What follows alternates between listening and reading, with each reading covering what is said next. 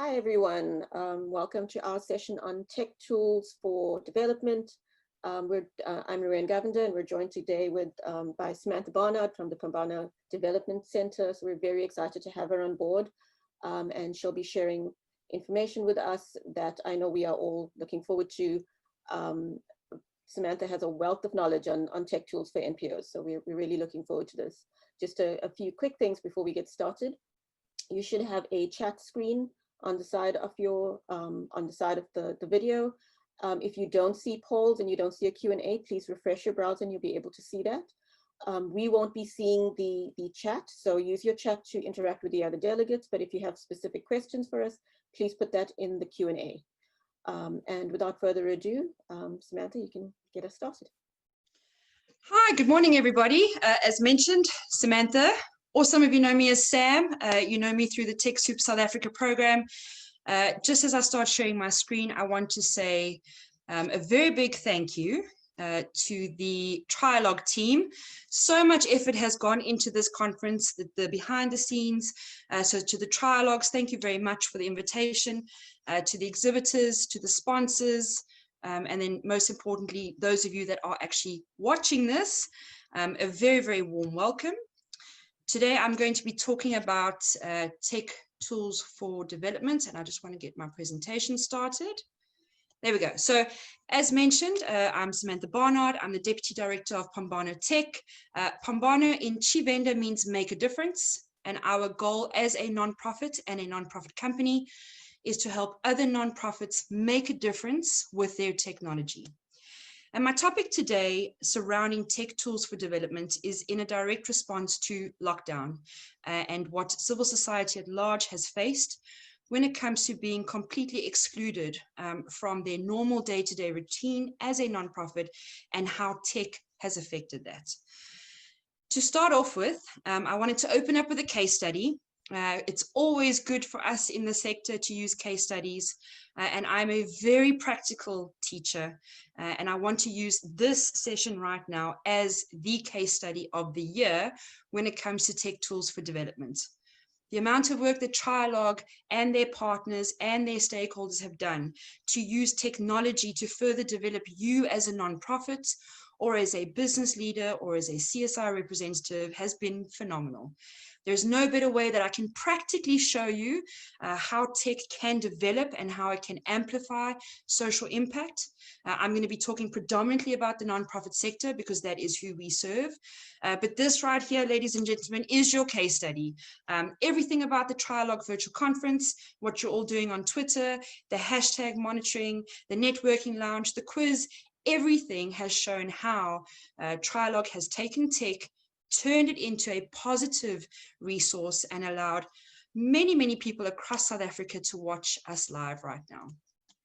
So, as mentioned, there is a poll running, and at the end of the presentation, we'll discuss some of the poll answers, and I'm hoping that I'm going to be talking to what some of you are saying in the poll, and one of the biggest needs, just when Alert Level 5 was announced, was video conferencing tools. Now on the screen, you'll see I've listed the most popular in rank. First up is Zoom. We then go on to Microsoft Teams, Google Meet, and WhatsApp calling. And I'm going to sort of just briefly discuss each one of them just to showcase how nonprofits have utilized them for development during lockdown, okay? As I mentioned just now, video conferencing tools was the #1 request. We at TechSoup South Africa, we've seen a dramatic increase in the amount of NGOs that have requested Zoom, a dramatic increase in adoption of Microsoft Teams. And I'm sure many of you would have seen webinars, online conferences, parliamentary debates, and so on using these two pieces of technology. The response from our tech donor partners has been phenomenal, and I want to take this opportunity to thank them. Without Zoom coming to us and saying, hey, we see what's going on, let's give nonprofits discounted rates on our plans. Without Microsoft Teams coming to us and saying, we can see how lockdown has impacted nonprofits being able to talk to each other. Let's give them 10 free licenses. Without Google further extending some of their donated plans and their discounted rates of Google Meet, none of you would be able to use your smartphone, link to your Gmail address, to video call your team members and even some of your donors. And then, of course, thanks to Facebook, the amount of effort that they've put in terms of keeping WhatsApp safe for us, helping us learn how to use WhatsApp groups for effective communication. And then also you'll see on Twitter, if you've been following me on Twitter today, they've invested a lot of time and money in helping us better understand what fake news is, and how to not get involved in the misinformation train that's been going on. So the number one tech tool that nonprofits have requested for development during lockdown has been video conferencing. And on the screen, there's a little bit of a snapshot of our day-to-day activities in terms of which tool is leading the way. Zoom is the clear winner. And I encourage you to reach out to us if you need some more tips on that. But you can see that the tech donors have evenly come to the party, and they're offering their video conferencing tools to nonprofits in exactly the same manner as they would with some of the other tools. Next up is remote working tools. Now, what a lot of donors are not understanding, in my opinion, is that many grassroots NGOs that may have been housed at another NGO's office, they may have been working from home already, they may have needed some assistance when it comes to securing devices or trying to get some form of a collaboration tool going. They don't understand that there are so many options available, but they are only from two tech donors, the one being Microsoft and the other being Google. Now, when it comes to Office apps, your typical Outlook, Word, PowerPoint, Excel, Google Sheets, Google Docs, there are so many different pieces of tools available, and the two leading tech donors have really opened up their donation program to nonprofits in direct response to lockdown, and I can't thank them enough. As it stands, even though we're in alert level 1, Microsoft are still offering 10 M365 business standard licenses to nonprofits in South Africa. They are giving each nonprofit user in an organization 1 terabyte of cloud storage, and they're affording you access to popular apps like Teams for video calling, SharePoint, Yammer, and the like. Google, formerly G Suite, now known very recently in the past 2 days as Workspace, they've matched that. They've come to the table as well, and they've realized the importance of affording nonprofits with discounted or donated plans. And they also have the same functionality as cloud storage and collaborative apps. So often what NGOs ask me is, well, which one should I choose? And the beauty of Microsoft and Google is that it doesn't matter which one you choose, you can integrate them with many of your other apps, and it all comes down to user friendliness. If you prefer to use Outlook as your email provider, there is a donation available for you. If you are wanting to use Google Drive on your smartphone to capture some M&E photos when you're out and about, or you're in your community, you can then use Google Drive to do so. So please do feel free to contact us or post your questions if you would like more information about that. A very important thing that I saw happen in lockdown, and I'm so grateful that this has happened, is that many nonprofits that would typically get up in the morning and go to their place of employment, they would go to their physical office, now had no access to their LibreArch filing system, not just from an M&E point of view, but from a fundraising point of view and a financial point of view. And as soon as Alert Level 5 was announced, and as soon as nonprofits saw, we're still in audit season, we still have to deal with our accountant, we still need to complete our narrative report, they very quickly adopted cloud technologies. And the leader with that is Sage Accounting. Again, Sage Accounting has got a fully donated plan for nonprofits. You're looking at free users up to the amount of 5 in an organization.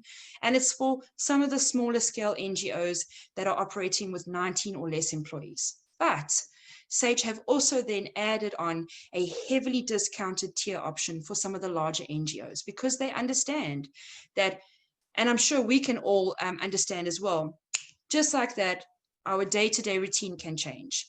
And the beauty of cloud technology, the beauty of our tech donor partnerships and relationships is that there are existing tools that have been developed, that have been tried, and that have been tested that nonprofits could adopt very, very quickly. So a very well done to those of you NGOs that are watching that are adopting cloud technology for your financial management.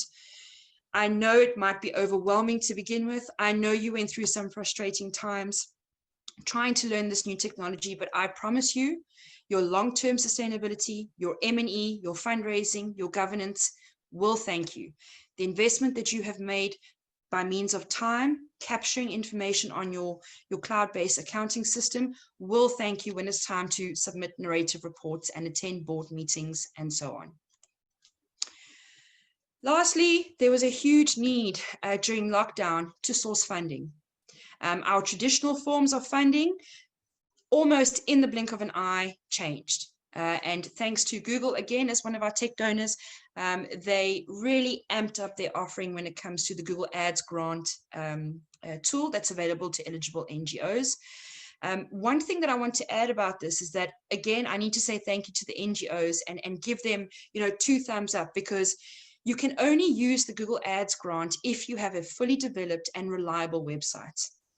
And what I saw a lot of NGOs do during lockdown was, instead of spending 5 hours during alert level 5 complaining on social media about the lack of funding, they actually took their time to invest into building content on their website. They took the time to write blogs, to create social media accounts, to develop ad grants. They took the time to get their certification by means of Google's digital skills library online.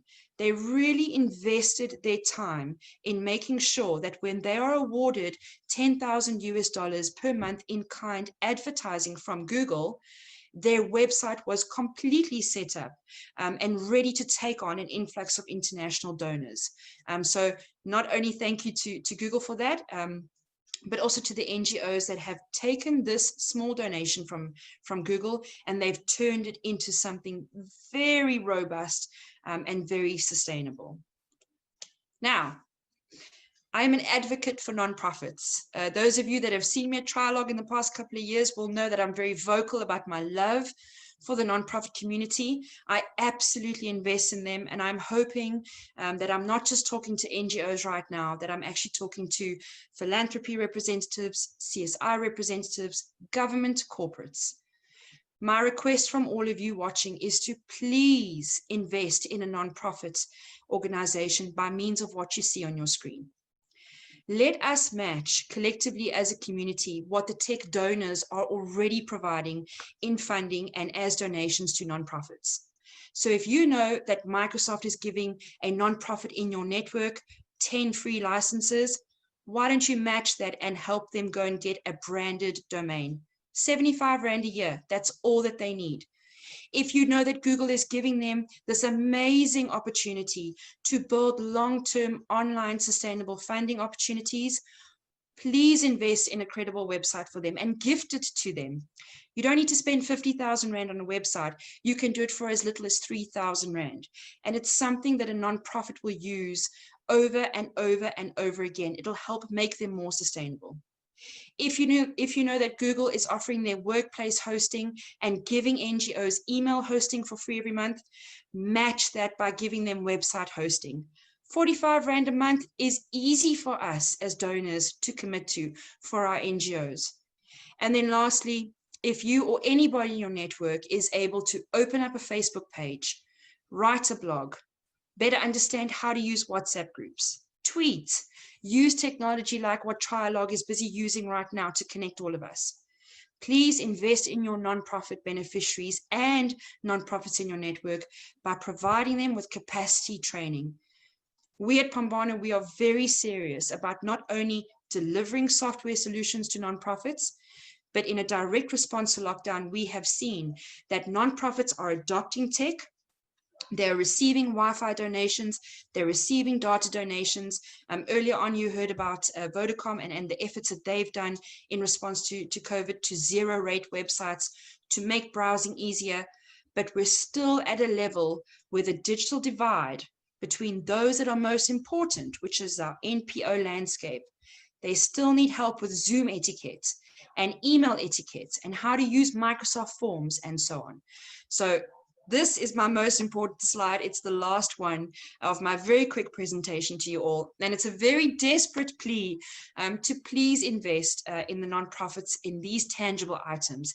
We at Pambana and TechSoup, with our other tech donors, we'll match it. We'll match it with the software. We'll match the capacity building. And I encourage you all to please get involved with the giving when it comes to digital and software transformation for NGOs. And I think that's probably a good time to maybe look at the poll and see if some of the tech tools that I've discussed is what the NGO landscape truly needs. So I'm going to stop sharing. There we go. So, Ruin, can you see the poll results on your side? Yes, I do. Do you have them on screen? So, there we go. I have them on screen now. Okay, so which technology tools would be most helpful for you two? That was the question. And definitely in the lead, M&E tools, stakeholder beneficiary engagement tools, fundraising, CRM. So I briefly want to chat about this in connection to what I've just presented. And I want to match the tech donor as well as the tool with the poll results on the screen. So naturally, M&E is the leader. It always has been, it always will be. If you're looking for a heavily discounted tool, please investigate the Microsoft Cloud. They've got Power BI as well as Dynamics 365. You can get 10 free licenses and access to discount rates from them for the use of that. And the beauty of it is that if you're using other Microsoft digital properties, you can then sync it and include it to automate your M&E and some of your donor reporting when it comes to not just your narrative report, but also if you are dealing with some other types of donors that need reports in very visual formats. So please, when it comes to M&E and stakeholder engagement, Dynamics 365 and Power BI from Microsoft. Next up, what I saw on the screen was fundraising, and I'm hoping some of you are jumping for joy because if you put into perspective, Google affording $10,000 per month in Google ad credits, it's phenomenal. You cannot match that giving in South Africa right now in terms of marketing or online fundraising. Please go and have a look at it, but an important note. You must have a credible website. And by that, I mean your nonprofit website must be on a branded domain. So you cannot use samsnonprofit.wordpress.com. All right. You need to have www.pambano.org.za. You need to show Google that you have a nonprofit domain. Next up, when you're going through the application, you must be able to showcase that you've got your mission, your vision, your board, anything to do with any annual financials or any reports listed on your website, because there is an actual physical Google for Nonprofits team that collects your application. They go onto your website and they double check that you are a credible nonprofit to deserve the $10,000 in credits per month. Okay. Thereafter, please do yourself a favor and go through some online training for Google Ads.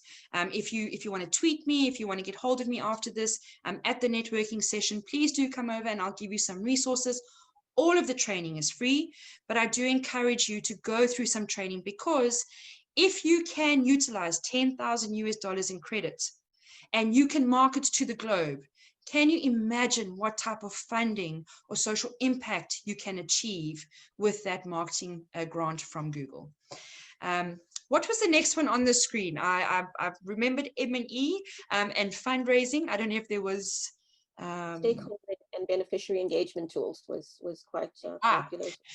So we're seeing an increasing trend in Zoom meetings, Microsoft Team meetings. The beauty again of the cloud, the Microsoft Cloud, is if you are using Teams as your video conferencing or your beneficiary communication tool, you can actually tap into your OneDrive, 1 terabyte of storage to record the meetings, to then showcase those meetings through Power BI in a very different visual format. I mean, the opportunities are endless for nonprofits. They have adopted to this technology so quickly. From a donor perspective, that's very easy to implement. Teams, Zoom, and so on. But on the other hand, your beneficiary clientele may not have access to Wi-Fi. They may not have a smart device. They may not know how to use a web camera. In that case, your trusted SMS is still the clear winner. It is still the most preferred means of contact when it comes to beneficiary relationship management. And there are many ICT providers in South Africa that if you approach them as a nonprofit, you can get discounted rates to SMS packages, and you can actually contract third-party service providers to assist you with setting up a mass SMS system. So I encourage you to look at that as well. Fantastic. And I think that was about all for the poll.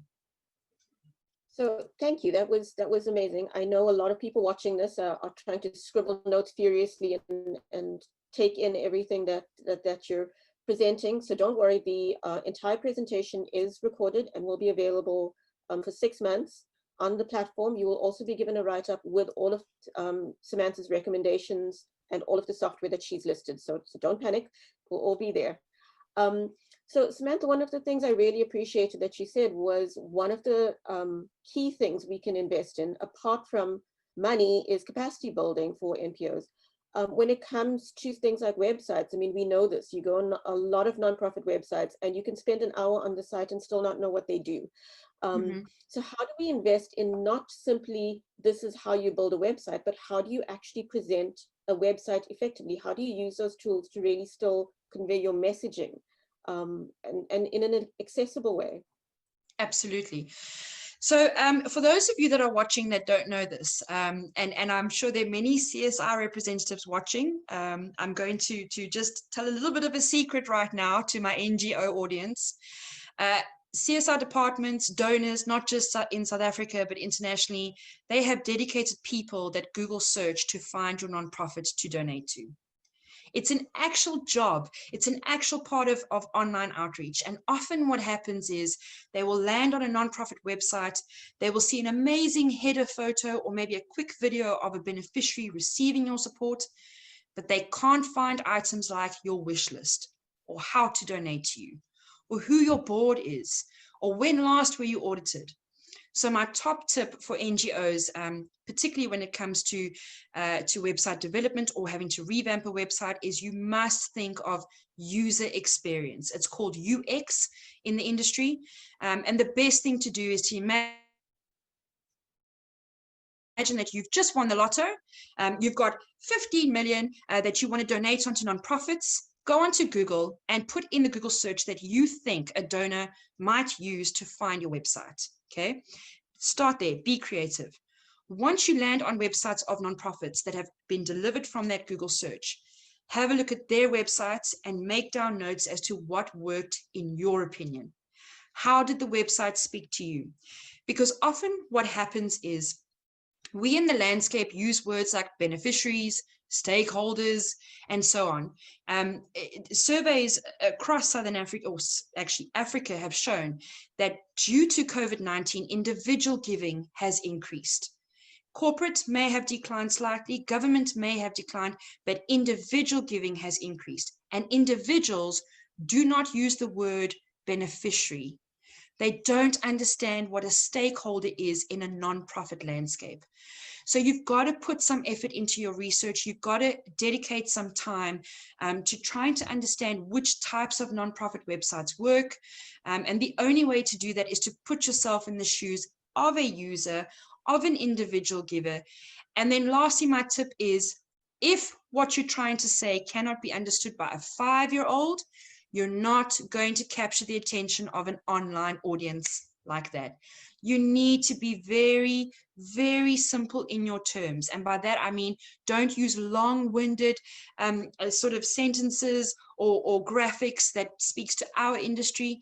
You must be able to say, We at Pombano serve other nonprofits, all right? Immediately right there, you have a good understanding as to who our beneficiaries are. And I never use the word beneficiaries. So those would be some of my top tips when it comes to websites or using your website for good. Very, very valuable and agreed. I think often with nonprofits, there's a jargon that seems simple because you're in the field, but to anyone outside of your exact sector of work, it is very inaccessible. And so it also helps to have other people who are not in your sector read your website and see if they can understand what you're talking about. Absolutely. So obviously COVID has just turned the way we work on its head. And you mentioned a number of tools that nonprofits have had to invest in or to switch to be able to work remotely during this time. But what do you think are the key things for nonprofits to pay attention to be able to adapt to a new way of work? Because although things will eventually shift, some things are not going to change. Some things are always, there is a permanent shift. There's a new normal. So what are the tools and the techniques that nonprofits need to pay attention to? So number one, social media detox. Switch your devices off. I love tech. I promote tech. I'm absolutely infatuated with tech, but I also know that too much tech is going to harm you mentally. We also need to look at online safety. I briefly spoke about misinformation, fake news. It was brought up in a previous session this morning, and it's something that we all need to collectively as a landscape talk about. But I want to put this onto the sort of shoulders of the donors and just give a little bit of an example. If one of your nonprofit beneficiaries is utilizing the Google grant to advertise out their website and your logo is listed as a donor, you could spend 5 minutes, maybe once a week, just trying to build some capacity with a nonprofit on how to add blog content, maybe even provide them with some content to put on their website. But just think about that from a donor perspective, that if you are donating to a nonprofit and they're using the Google grant, there are going to be so many other people that are going to see your involvement with that nonprofit as well. So it's some publicity and marketing for you. So match that giving and try and increase capacity from that point of view with your beneficiary. And I meant to add that on to what I was saying just now. But coming back to this question, we need to understand that tech, as good as what it is, can also have a very negative impact on our mental health. What we found ourselves in is the ability of not being able to have a normal working day. So little things like being able to get into your car and drive from your office to your home, that little bit of a break from, work time to now family time now means working or walking from your bedroom to your kitchen. You no longer have as long a time to debrief yourself. And for many nonprofits that are dealing with trauma, particularly in your face trauma, they're finding it very difficult to switch off from tech. So I think conversations surrounding tech well-being, how to be able to talk to your team members using tech on how to switch off from it. That should be one thing looking at us going forward. And then some form of online safety. As the world has now gone into a tech system, we're using tech more and more and more. We need to up our game when it comes to online safety training. And I don't just mean online safety from a cyberbullying point of view, but I mean online safety in the sense that those nonprofits that are using cloud technology that might be sharing out their passwords, are you really paying attention to GDPR? Are you looking at our POPI Act? Do you understand our cyber crimes bill that's in effect in South Africa? Do you know how to train your staff on how to use tech responsibly so that hacking doesn't occur or identity theft? I mean, there's so many things connected to online safety, but the starting point would be, how do we use our tech responsibly to be able to switch off from it, or to at least recognize when we need a mental health break from it? And then how do we set up good routines when working from home or working remotely, that we do go outside if possible for a 5-minute walk, that we do take ourselves away from our screen and try and invest in some family time or time with our friends as much as possible. And then lastly, how do we incorporate online safety as an ongoing policy in our nonprofit? And please, philanthropic arms, corporates, please help your nonprofits. I know you all have existing policies in place with this right now. Please do yourself or do your nonprofits a favor and give them a guiding hand in creating those policies and enforcing them. That's incredibly valuable advice. And I think particularly for the nonprofit sector, not having that break between home and work, where work is a very stressful space, is so critical. I mean, I know it's something across the board that people are dealing with, but the nonprofit sector is particularly at risk there.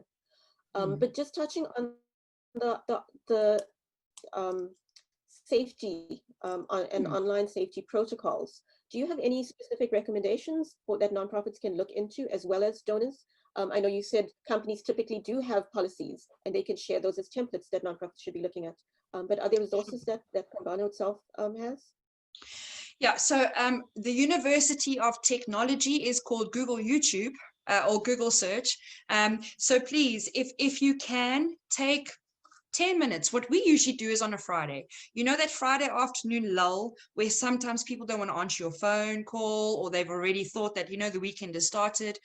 We try and develop systems with our own team that you go onto Google YouTube, you find a particular topic and you upskill yourself by means of a video tutorial. Number one, it's free. Number two, it's tailor-made to what you are wanting to learn. So that would be my starting point. If any of the terms that I've said today has overwhelmed anybody, go onto YouTube and learn more about what does GDPR mean, what does POPI mean. Thereafter, when it comes to POPI, there are a couple of legal firms that we partner with in South Africa. I can't mention all of them now on screen because there'd be too many and I know we're running out of time, but I'm happy to tweet them out. I'm happy to share them in the networking lounge during the networking session. So please do come over. We're very much a part of all their webinars. We've used them ourselves. But the most important thing is, I want you to view your tech as if you are teaching someone to swim or to cross a road or to drive a car. The tool is there for you. The vehicle is there, which is the tech and the cloud. But unless we actually put measures in place to learn about road safety and what does a red robot mean? What does a green robot mean? We need to have those kind of conversations at a very, very introductory level to explain why we should be setting, for example, strong passwords, why we should be doing backups frequently for in case of a hack. How does a hack occur?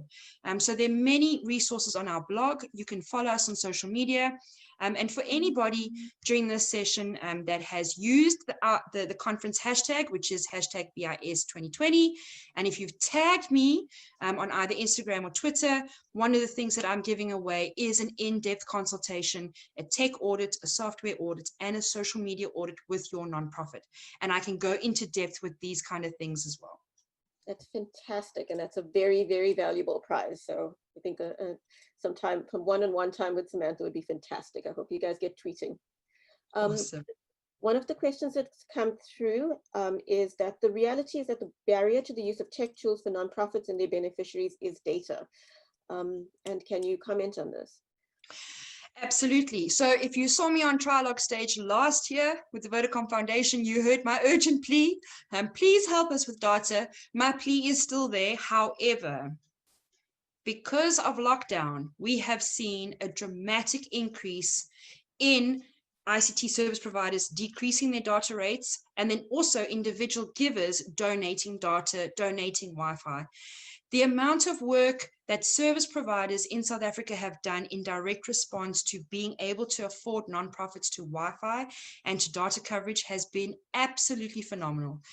So very, very big thank you to those service providers as well. It is something that we're going to have to try and adopt into our new budgets, into our new forward planning. It's something that nonprofits have got to get their entire board on the same page of. It's something that collectively, and again, I'm speaking on behalf of my nonprofit community, so any corporates or donors that are listening, please allow us to put down Wi-Fi and data as an operational cost that you will fund. You don't even have to put the money in our accounts. You can actually buy data bundles. You could contract out a third-party service provider for Wi-Fi. But when you take away something like that from a nonprofit, it doesn't really matter if they're getting software donations because they can't use it. You can't expect a nonprofit to provide huge M&E reports to you if they can't even go and request funding for an operational expense, which is data or Wi-Fi. So I encourage increased conversations about this. Most of the exhibitors that are here and some of the donors to this particular conference, please share out as well what future plans you've got to decrease data pricing. And I'm just throwing that in there as a please. But I do also want to highlight that a lot of agencies, a lot of Wi-Fi service providers have donated their resources to NGOs. They have seen the need for it. And organized nonprofits like Project Isiwe, they are doing fantastic work with rolling out free Wi-Fi. So support them. We need to collaboratively as nonprofits get the word out together that we need assistance with this. And I'm sure somebody will listen. Fantastic. Yes. And I mean, it's been really encouraging to see the zero rated websites like the Funza website and things being zero rated, and it's a good start. But yes, we have a long way to go. And I think we have time for one more very quick question. And I know you have mentioned some of these specific tools, but Sure. There's a question to ask about recommendations on other M&E tools. Sure. So some nonprofits are using Salesforce. That is one that you could use for M&E. What we are seeing increasingly now during lockdown is a very basic tool called Excel. Believe it or not, using Excel and Teams, so both of those are Microsoft products, has seen huge impact from nonprofits. And the reason being is that M&E is as difficult as what you make it. That's my belief. So you could have a tech tool that is very robust. It's got a lot of bells and whistles attached to it. But if you're the one that has to actually input the data, if you're the one that has to automate it, I would definitely suggest that you look at the Microsoft Cloud. You could use Azure and just add it onto that. You can apply for Azure credits as a nonprofit to build apps. That app could be linked to your Facebook page, to your website, to your email. You could then integrate that into Excel. That Excel sheet will auto-populate with your M&E fields that you're wanting to collect, and then it'll send it to Power BI to turn it into an actual user-friendly report. So there are many ways to use your tech to sync and to really build a robust M&E system. But the short answer to that question is it depends on your M&E needs. If you need something very basic and simple, you cannot go wrong with Microsoft Excel. Extremely valuable advice. Yes, it always comes back to Excel, no matter how fancy the tools you use. Yep. You can always find a way to use Excel to do it. Yeah. Thank you so much, Samantha. That was so much to take in. And I think that most people in the session are going to go back and rewatch it slowly so that they can make notes on all the amazing advice that you've given us. Just from the Trilog side, I do recommend that you take a look at the Trilog Knowledge Hub. For NPOs, we have an NPO directory, and you can look into listing your NPO on that space, and we will help promote you. And we're also looking at promoting NPO's specific needs during COVID. So we're trying to reach a CSI audience with your needs. So please get in touch with us about that. Thank you everyone for your participation. As I mentioned, the recording and the notes will be available for 6 months after the session. So you can go back and look at it, and you will receive all of the notes from Samantha. And again, go and tweet Samantha and try and see if you can win your one-on-one session with her. Samantha, do you have anything to close with? I hope to see everybody in the networking lounge. I'll be there. Come video call me, come talk to me. I'm here with Trilog for the rest of the day. But thank you. Great. Thank you.